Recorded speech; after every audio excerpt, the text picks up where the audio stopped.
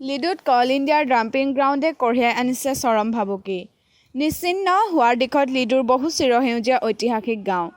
কয়লাৰাণী খ্যাত মাৰ্ঘেৰিটাৰ লিডুত কল ইণ্ডিয়া মুক্ত খননৰ পাৰ্শ্বক্ৰিয়াই কঢ়িয়াই আনিছে চৰম ভাবুকি। মুক্ত খননত নিৰ্গত আৱৰ্জনা পেলাবলৈ কল ইণ্ডিয়াই ব্যৱহাৰ কৰাৰ ডাম্পিং গ্ৰাউণ্ডৰ বাবেই বৰ্তমান নিঃশেষ হোৱা দিশে আগবাঢ়িছে লিডুৰ ঝৰ্ণা বস্তিকে ধৰি বহুকেইখন গাঁও। ব্ৰিটিছ উপনিৱেশিক কালত স্থাপিত কয়লা উদ্যোগসমূহত ব্ৰিটিছসকলে প্ৰকৃতিৰ ক্ষতি নোহোৱাকৈ আণ্ডাৰগ্ৰাউণ্ড মাইনিং পদ্ধতিয়ে আহৰণ কৰিছিল কয়লা। কিন্তু স্বাধীনতা পৰৱৰ্তী কালত ৯০ দশক শেষ ভাগলৈ কল ইণ্ডিয়া কৰ্তৃপক্ষই কয়লা আহৰণৰ বাবে আণ্ডাৰগ্ৰাউণ্ড মাইনিং পদ্ধতি সলনি মুক্ত খনন পদ্ধতি ব্যৱহাৰ কৰে। ইয়াৰ ফলত প্ৰকৃতি ধ্বংস হোৱাৰ উপৰিও কল ইণ্ডিয়াক প্ৰয়োজন হয় বহুত বৃহৎ ডাম্পিং গ্ৰাউণ্ডৰ। বহু বছৰ ধৰি কল ইণ্ডিয়াৰ মুক্ত খননৰ ফলত উক্ত অঞ্চলসমূহত থকা বহু গাঁও ইতিমধ্যে নিঃশেষ হৈ পৰিল। অৱশিষ্ট যিসমূহ গাঁও বাকী ৰৈ গৈছিল, কল ইণ্ডিয়া কৰ্তৃপক্ষই শেহতীয়াকৈ পুনৰ ডাম্পিং গ্ৰাউণ্ড পৰিসৰ বৃদ্ধি কৰাৰ বাবে উদ্যোগ লোৱাত লিডুৰ কেইবাখনো ঐতিহাসিক গাঁৱলৈ কঢ়িয়াই আনিছে চৰম ভাবুকি। গাঁওকেইখনত বসবাস কৰা সহস্ৰাধিক পৰিয়ালৰ বাসস্থান হেৰুৱাৰ উপক্ৰম হৈছে। ক্ষতিগ্ৰস্ত পৰিয়ালসমূহে ইতিমধ্যে কল ইণ্ডিয়াৰ কৰ্তৃপক্ষই উক্ত অঞ্চলটোক ডাম্পিং গ্ৰাউণ্ড হিচাপে ব্যৱহাৰ নকৰিবলৈ স্মাৰক পত্ৰ প্ৰদান কৰিছে যদিও কল ইণ্ডিয়া কৰ্তৃপক্ষই আকুৰগোজ হৈ আছে। কল ইণ্ডিয়াৰ এই সিদ্ধান্তৰ ফলত নিশ্চিহ্ন হোৱাৰ দিশত আগবাঢ়িছে লিডুৰ ঐতিহাসিক তথা বহু চিৰসেউজীয়া গাঁও।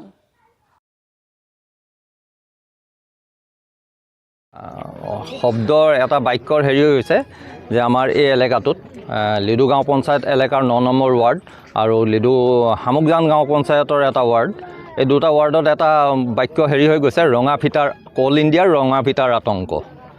ইয়াত কি হ'ল যে আজি কিছুদিনৰ পৰা ইয়াত ডাম্পিং গ্ৰাউণ্ড এটা কৰিছে। কয়লা খান্দিবলৈ গৈ যি ওপৰৰ মাটিখিনি পেলাব লাগে, সেই পেলোৱাৰ জেগা তেওঁলোকে বিচাৰি আহি এই গাঁওখনৰ ওপৰতে পেলাবলৈ আৰম্ভ কৰি দিছে। ইয়াত বহুত চাহ বাগান আছিলে, সেউজীয়া এটা পৰিৱেশ আছিলে, গোটেই পৰিৱেশটো ধ্বংস কৰি পেলালে। তাৰপিছত তেখেতলোকে শেষত আহি পেলাই যিবিলাক পাহাৰত আজি বহু বছৰৰ পৰা কিছু মানুহ বসবাস কৰি আছিল, তেওঁলোকক ঘৰৰ ওচৰলৈকে, আপোনালোকে নিশ্চয় ইয়াৰ ফটো কপি ল'ব, তো ঘৰৰ ওচৰলৈকে ডাম্পিং কৰিছে। ঘৰৰ কিনাৰত আহি পাথৰবিলাক পৰিছে। তেখেতলোকে একদম কম সময় বান্ধি দিছে, ইমান সময়ৰ ভিতৰত উঠি গুচি যাওক ইয়াৰ পৰা। তেওঁলোক যাব ক'ত? একেবাৰে গৰীব নিঃস্বচ্ছ পৰিয়াল, ক'ত যাব তেওঁলোক? ইয়াত বহুত বছৰ পুৰণা মানুহ আছে, 1952ৰ কাগজ আছে, 1947ৰ কাগজ আছে, মানুহ ইয়াত বসবাস কৰি থকা প্ৰমাণ আছে। তাৰপিছতো কল ইণ্ডিয়াই জবৰদস্তি কৰি উঠাইছে। 2021 চনলৈকে ইয়াত চৰকাৰে খাজানা লৈ আছিলে। হঠাৎ কি হ'ল নাজানো, তেওঁলোকে চৰকাৰে খাজানা লোৱাটো বন্ধ কৰি দিলে। 21ৰ পৰা একেবাৰে বন্ধ কৰি দিছে। এই এলেকাটোত লিডু শামুকজান গাঁও পঞ্চায়ত, লিডু গাঁও পঞ্চায়ত, দুইটা গাঁও পঞ্চায়তৰ আণ্ডাৰত দুইটা ৱাৰ্ডত বহুত চৰকাৰী কাম আঁচনি, পায়খানাৰ পৰা লৈ ৰাস্তা ঘাটৰ পৰা লৈ ইলেক্ট্ৰিচিটি, অংগনবাদী, সকলো মানে পানী যোগান, সকলো ব্যৱস্থা ইয়াত কৰিছে চৰকাৰে। তাৰপিছতো আহি কল ইণ্ডিয়াই কেনেকৈ যে ইয়াত জবৰদস্তি কৰি মানে মানুহক ভয় দেখুৱাই, মানুহৰ ঘৰৰ ভিতৰত গৈ পেলাই কেলৈ ইয়াত ঘৰ বনাইছ, ইয়াৰ পৰা ইমিডিয়েট ওলাই যা।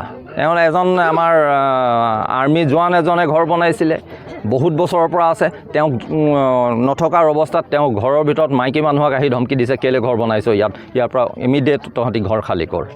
এনেকুৱা এটা আতংকৰ পৰিস্থিতিৰ সৃষ্টি হৈছে। এই বিষয় লৈ আমি চৰকাৰক, মহকুমা প্ৰশাসনক, তাৰপিছত কল ইণ্ডিয়াৰ লগতো আমি আলোচনাত বহিছোঁ, কিন্তু কল ইণ্ডিয়াই কোনো পাত্তা নিদিয়ে। আমি আলোচনাৰ কাৰণে আমাৰ প্ৰতিনিধি যিসকল গৈছিলে, তেওঁলোকক অফিচৰ পৰা গতিয়াই উলিয়াইছে, মানে বেয়া শব্দ ব্যৱহাৰ কৰিছে আৰু গেট আউট বুলি কৈ উলিয়াই পঠিয়াইছে। সেইদিনাখন আমি যোৱা সোমবাৰ আছিল, সেইদিনাখন আমি হেৰি কৰিলোঁ, তাত ধৰ্ণা কাৰ্যসূচী কল ইণ্ডিয়াৰ অফিচৰ সন্মুখত কৰিলোঁ। তাৰপিছত শেষত গৈ গধূলি 5টা বজাত, ৰাতিপুৱা 9টা বজাৰ পৰা গধূলি 5টা বজাত তেওঁ মাফ বিচাৰিবলৈ আহিল। তাৰ ধৰ্ণা কাৰ্য তাৰপিছত আমাক এই ক্ষেত্ৰত আমাক সেইদিনাখন প্ৰশাসনক ধন্যবাদ যে SDC মাৰ্ঘেটা থানাৰ IC আৰু অন্যান্য বিষয়ববীয়াসকলে আমাক এই বিষয়ত কিছু সহায় সহযোগিতাও কৰিলে খুব শান্তশিষ্টভাৱেই আমাৰ ধৰ্ণা কাৰ্যসূচীটো সেইদিনাখন ছাকচেছ হ'ল তাৰপিছত এতিয়া আমাক প্ৰশাসনে এটা হেৰি দিছে যে আপোনালোকে আমি মাতিম কোল ইণ্ডিয়া আৰু আমাৰ SDC SDO সকলো মিলি আৰু ঝৰ্ণাবস্তি যিখন কমিটি বনাইছে ইয়াৰ ৰক্ষা কমিটি হিচাপে তো এই কমিটি সকলোলৈ এটা আলোচনাত বহিম বুলি আমাক কথা দিছে এতিয়া পৰৱৰ্তী সময়ত কি হয় আমি নাজানো এতিয়ালৈকে আমি আলোচনাৰ বাবে এতিয়ালৈকে নিমন্ত্ৰণ পোৱা নাই আমি ইমান বছৰ হৈ গ'ল এতিয়া আমি ক'ত যাম মোৰ 30 বিঘা বাগান আছিলে 30 বিঘা বাগানত ধ্বংস কৰি খতম কৰি দিলে সিহঁতে মোৰ লগত মাৰপিটে হৈ গ'ল ক'বলৈ গৈছিলোঁ তেতিয়া তাৰপিছত মোক ক'লে মই কেছ দিবলৈ গৈছিলোঁ তাৰপিছত কেছ দিয়াৰ পাছত দিবলৈ যোৱা টাইমত ইহঁতে মোক মাতিলে যাবলৈ দিয়া নাই পঞ্চায়ত অফিচত লৈ কিনি ইহঁতে মোক মিটিং কৰালে ক'লে আপোনাক কি যিমান ক্ষতিপূৰণ আছে এইটো দি দিম বুলি কিনি কৈছে তাৰপিছত কাপোৰো ফালিলে মই ক'লোঁ মই যাম থানাত তো মোক ক'লে যাব নালাগে আপোনাক যিমান ক্ষতিপূৰণ আছে মই দি দিম বুলি কিনি ক'লে তো তাৰপিছত 2 মাহ টাইম ল'লে সিহঁতে 2 মাহ টাইম লোৱাৰ পাছত ইহঁতে মই ফোন কৰিছোঁ ফোন কৰা নাই ইহঁতে ফোন কৰি কিনি মোক 1 লাখ টকা দিলে মোক ক'লে সেইটো খৰচাটো লওক পাছত আপোনাক 4 মাহ টাইম পিছত আপোনাক দিম বুলি কিনি ক'লে তাৰপিছত এনেকুৱা কৰি 1 বছৰ লগাই দিলে 1 লাখ টকা দিলে মাত্ৰ 2 লাখ টকা দিলে 30 বিঘা বাগান খতম কৰিলে তো তাৰপিছত আৰু দিব নোৱাৰোঁ বুলি কিনি কৈছে কিমান পৰিয়ালক উঠি যাবলৈ নিৰ্দেশনা দিছে কোল ইণ্ডিয়া কৰ্তৃপক্ষই আমাৰ সেইফালেতো আছে সব মিলাই কিনিতো 700 পৰিয়াল আছে আমাৰ গাঁৱত